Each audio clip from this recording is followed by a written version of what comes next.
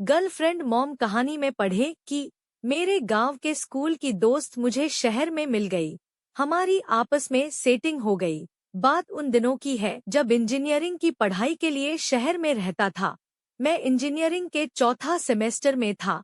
तब अचानक एक दिन शहर के सब्जी बाजार में मेरी एक स्कूल की फ्रेंड जिसका नाम पूजा था, वो मुझे मिल गई।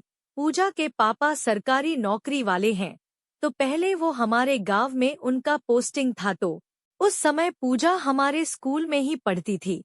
फिर जब हम लोग 9वीं कक्षा में आए तो उनके पापा का ट्रांसफर हो गया।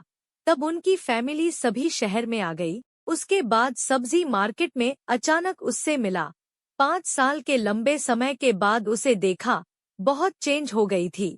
अब वो आइटम बॉम्ब बन गई थी।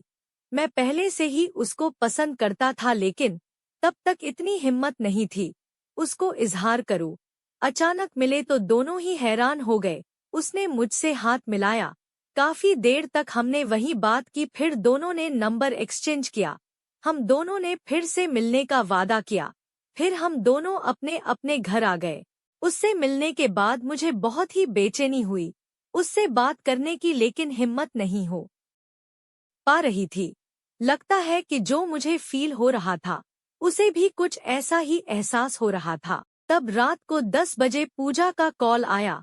हमने बात करना शुरू किया। उस दिन लगातार 1 घंटा बातें की। हमने पुरानी बातें याद की, हमारे स्कूल की पुरानी यादों को याद करने लगे। बातों बातों में मैंने उसकी तारीफ करना चालू कर दिया। यार पूजा, आप मुझे स्कूल लाइफ से ही बहुत अच्छी लगती हो। आप बहुत सुंदर हो। उसने हंसते हुए कहा, चल झूठा। मैंने कहा, सच्ची यार। फिर वो कहने लगी, तुम भी कम नहीं हो किसी से। Handsome, intelligent. यूं ही हमारी बातें चलती रही। जितनी बातें हमने स्कूल की लाइफ में नहीं की, उससे ज्यादा हमने 2 घंटे में ही कर दी।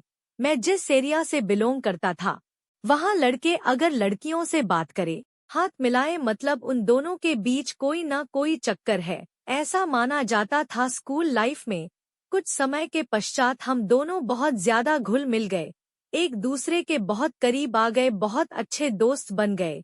फिर एक दिन उसने मुझे अपने घर पर आमंत्रित किया। मैं अगले दिन उसके घर पहुंचा। सुबह 10 बजे मैंने घर की डोरबेल बजाई। जैसे ही दरवाजा खुला, लगता है मेरी किस्मत का दरवाजा खुल गया। दरवाजा जैसे ही खुला तो मैंने देखा कि एक 40 वर्ष की महिला थी। मैं कुछ पल तो उनको ही देखता रहा। मैं भूल गया था कि मैं पूजा से मिलने आया हूँ। उन्होंने मुझसे कहा, तुम कौन? अपने आप को संभालते हुए कहा। मैंने आंटी के पैर छूकर उनको प्रणाम किया। फिर मैंने अपना परिचय दिया, मैं राहुल गांव से हूँ, पूजा से मिलने आया हूँ।